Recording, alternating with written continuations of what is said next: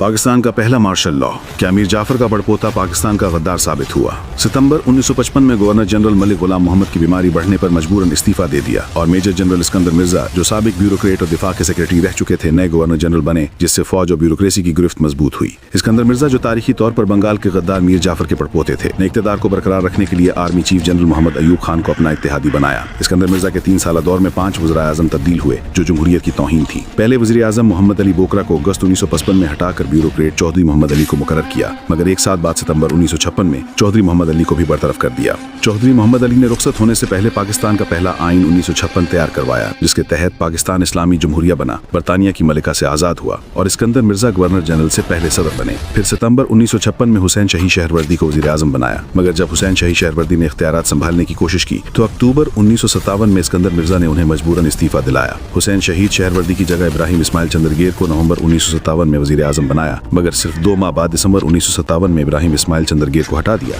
इब्राहिम इस्माइल चंद्रगेर की जगह मलिक फिरोज खान नून को दिसंबर 1957 में वज़ीर आज़म मुकर्रर किया, जो पंजाब से पहले थे, जबकि साबिक वज़ीर आज़म और गवर्नर जनरल्स मशरकी पाकिस्तान या महाजिर थे। मलिक फिरोज खान नून ने 1958 में ओमान से गवादर बंदरगाह $1 करोड़ में खरीद कर पाकिस्तान में शामिल की, जिसमें अकबर बुगटी ने मुज़ाकरात में किरदार अदा किया। 1956 का आइन नाफिज होने के बाद इंतखाबात का माहौल बना, मगर इस्कंदर मिर्जा और जनरल मोहम्मद अयूब खान को खतरा था कि इंतखाबात से उनका इक़्तिदार खत्म हो जाएगा, क्योंकि जनरल मोहम्मद अयूब खान रिटायरमेंट के करीब थे और इस्कंदर मिर्जा नई असम्बली से एतमाद का वोट नहीं ले सकते थे। 7 अक्टूबर 1958 को इस्कंदर मिर्जा ने आइन मुअत्तल करके मार्शल लॉ नाफिज किया, हुकूमत बरतरफ की और जनरल मोहम्मद अयूब खान को चीफ मार्शल लॉ एडमिनिस्ट्रेटर मुकर्रर किया, जो पाकिस्तान का पहला मुल्कगीर मार्शल लॉ था और एक सिविलियन ने लगाया। मगर 27 अक्टूबर 1958 को जनरल मोहम्मद अयूब खान ने इस्कंदर मिर्जा को इक़्तिदार से हटाकर जलावतन कर दिया और खुद सदर बन गए। कौम से खिताब में मेरे अजीज हमवतनों कहकर नई दौर की बुनियाद रखी। शुजा नवाज की किताब क्रॉस सोर्ड्स में लिखा है कि इस्कंदर मिर्जा ने 1952 में बतौर सेक्रेटरी दिफा जूनियर जनरल मोहम्मद अयूब खान को प्रमोट करके आर्मी चीफ बनवाया,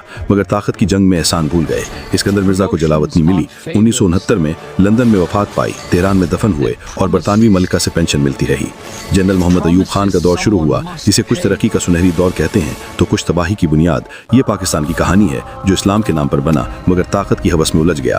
तारीख पाकिस्तान की अगली किस्त में हम आपको बताएंगे कि अयूब खान का सुनहरी दौर क्या था।